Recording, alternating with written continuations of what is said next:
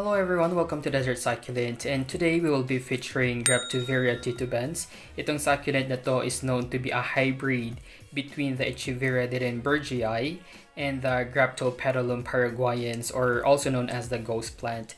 As the plant matures, we would be expecting na it could reach about 20 centimeters or 8 inches tall, yun yung height niya.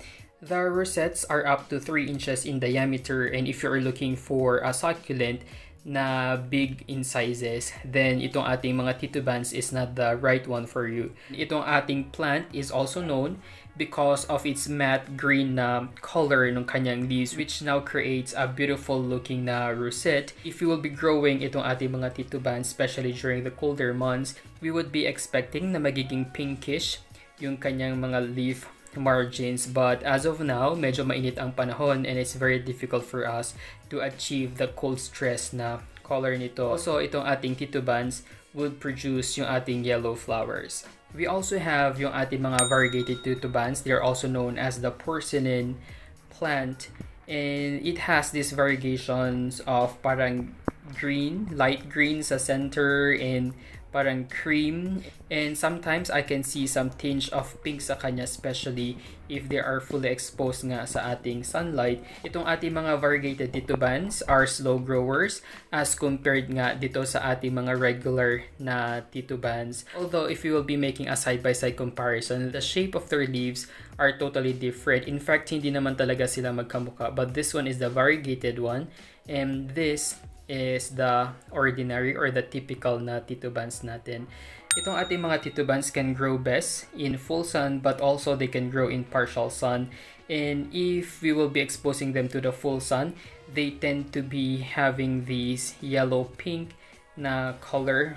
So this one is located sa ating full filtered sunlight, and since this one is an imported one, I made sure na inintroduce ko siya sa ating sunlight gradually. Hindi ko siya binigla na one day naka full sun or naka filtered sun na siya agad. I usually give them the transition to adjust sa kanilang new environments, like parang for the first week 2 hours lang yung kanyang filtered sunlight exposure, then the next week it became 4 hours, 6 hours, until permanent na siyang nakalagay doon sa ating mini rooftop greenhouse. And if you will be giving them full sun, you won't be having any problem with ethioylation. So you would see here na very compact yung kanyang leaves, dikit-dikit sila, and that is something that we wanted to achieve. Kasi if yung ating mga titubans are not receiving sufficient light, they would ethiolate, and I will be showing to you.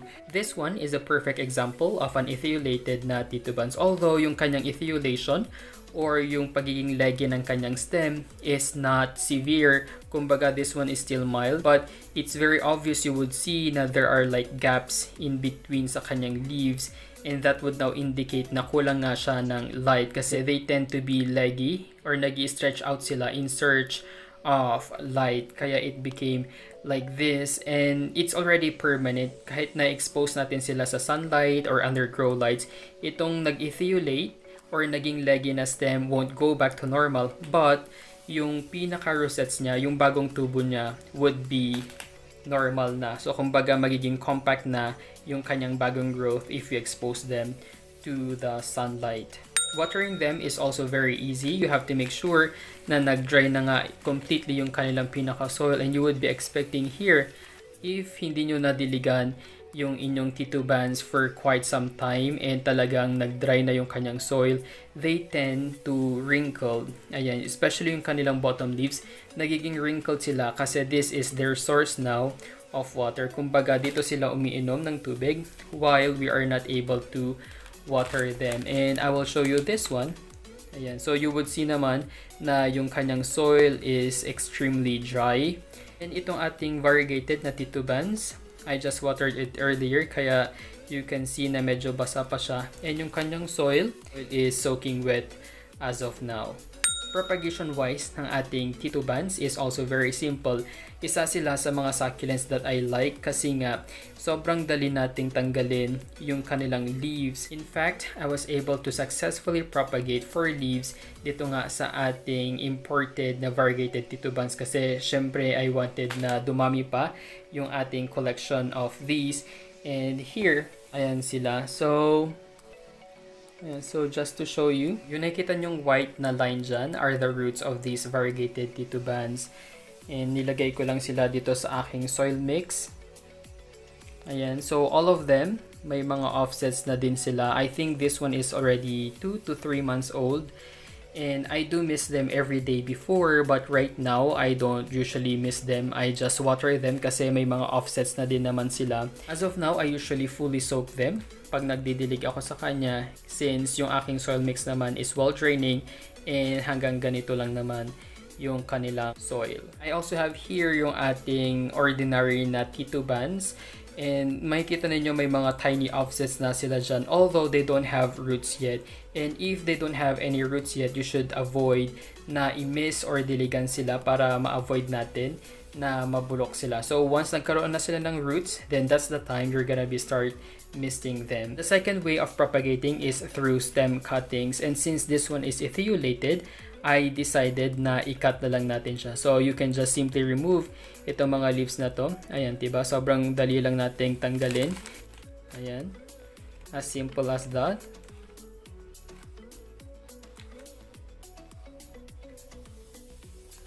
Ayan.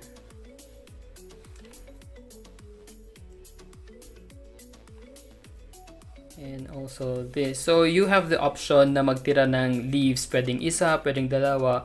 Or sometimes, if you don't want to leave any leaf, then you can remove all of this.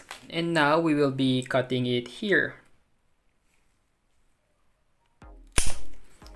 Ayan. So, usually, yung kanyang new roots would grow na nga kung saan tayo nagtanggal nung ating leaf. Kaya, it's very important to remove some of the bottom leaves for the new roots to grow. And you would see na sa loob, it's really moist. Ayan, green na green siya. It's full of water. Ganon talaga yung ating mga succulents.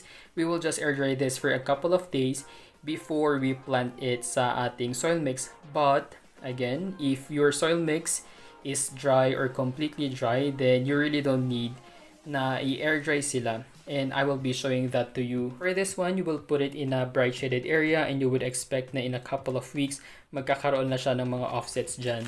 I will be using this kind of pot and you would see na ang lalaki ng butas ng kanyang hole and ang dami pa nila. So what I usually do if I don't have a wire mesh is I'm making use of this tissue paper and one ply lang ito para manipis lang siya.